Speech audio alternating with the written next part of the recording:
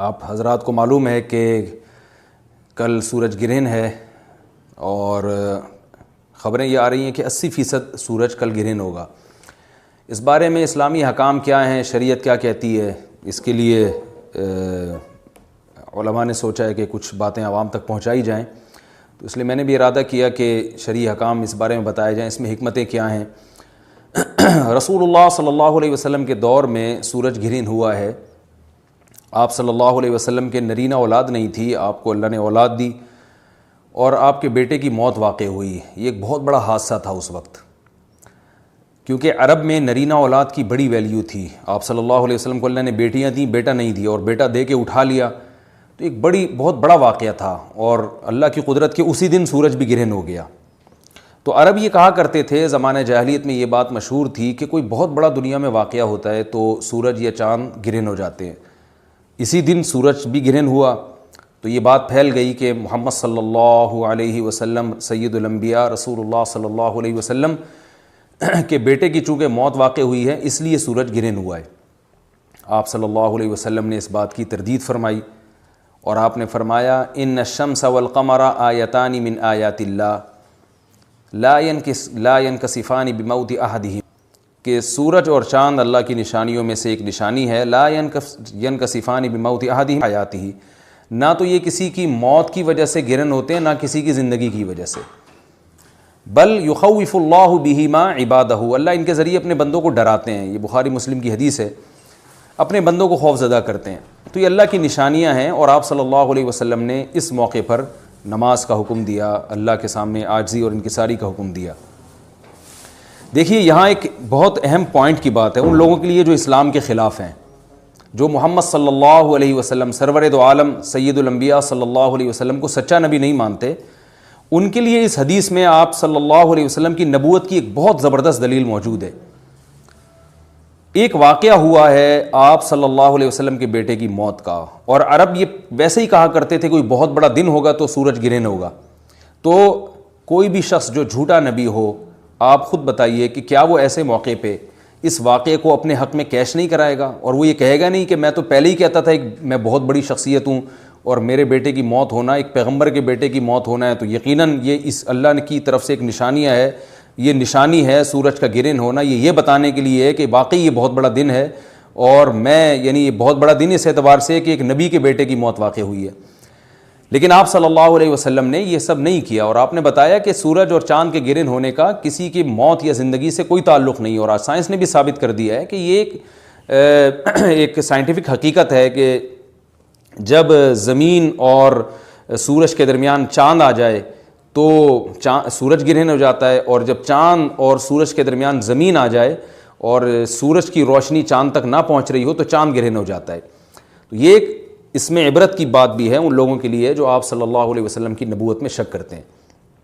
البتہ آپ صلی اللہ علیہ وسلم نے اس موقع پر ہمیں حکم دیا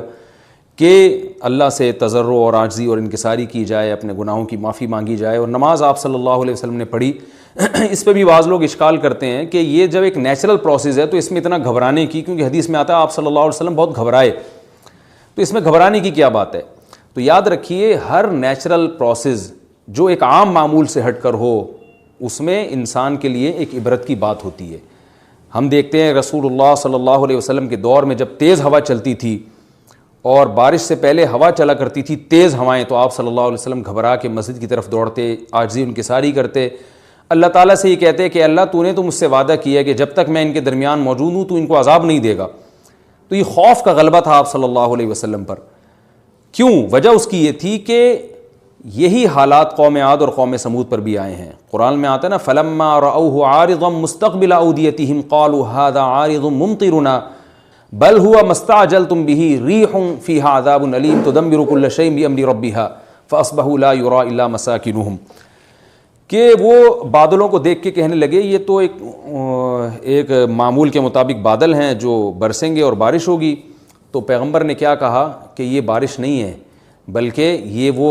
عذاب ہے جس کی تم جلدی کیا کرتے تھے، اور اس میں ایک ایسی ہوا ہے جو اللہ کے حکم سے ہر چیز کو ہلاک کر دے گی۔ اور پھر ان پر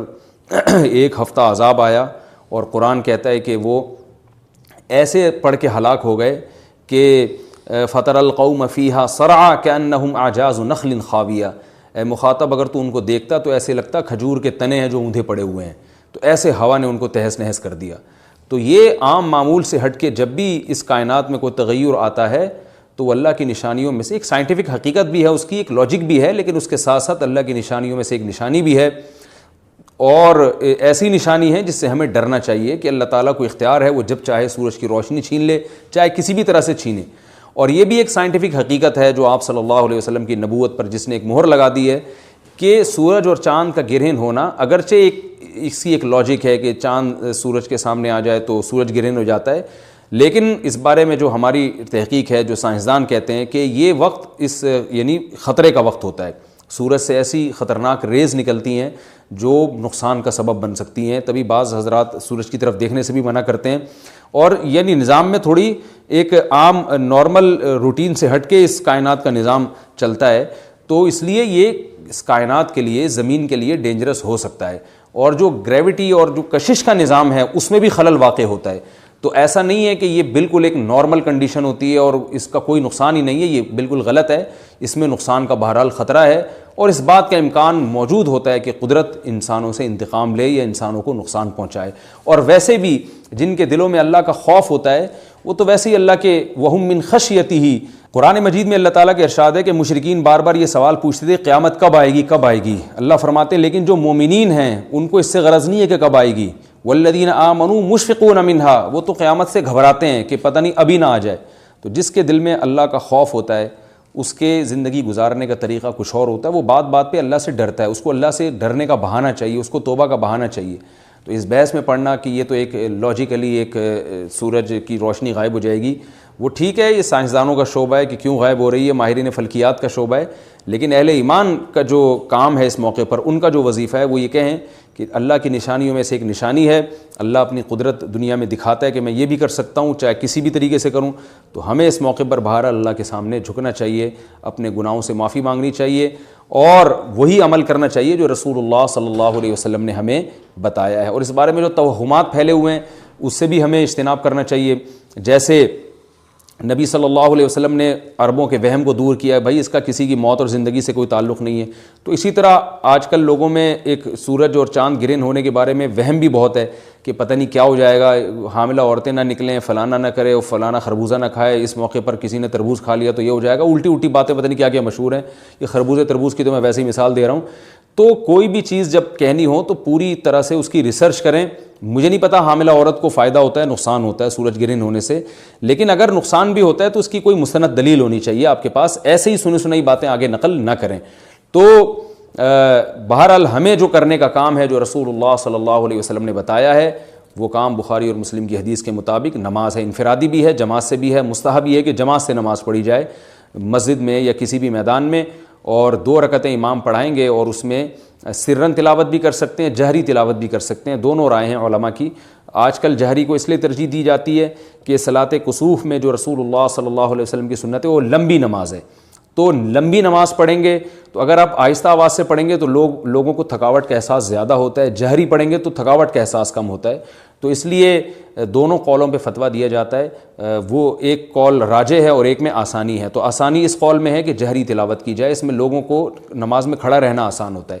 تو لمبی سے لمبی نماز پڑھی جائے، اس میں 2 رکعتیں پڑھی جائیں اور خوب طول دیا جائے اس کو، اور اتنا طول دینا کہ لوگوں کا خطرہ ہو کہ نمازی چھوڑ کے بھاگ جائیں گے، یہ بہرحال درست نہیں ہے، کیونکہ آپ صلی اللہ علیہ وسلم نے امام کو مقتدیوں کی رعایت کا حکم دیا ہے۔ اور کوئی جماعت سے نماز میں شریک نہیں ہو سکتا تو گھر میں نماز پڑھیں، انفرادی نماز پڑھیں، نماز نہیں پڑھ سکتے تو توبہ استغفار کریں۔ بہرحال یہ وقت جو ہے توبہ استغفار کا ہے، اپنے گناہوں سے معافی مانگنے کا ہے۔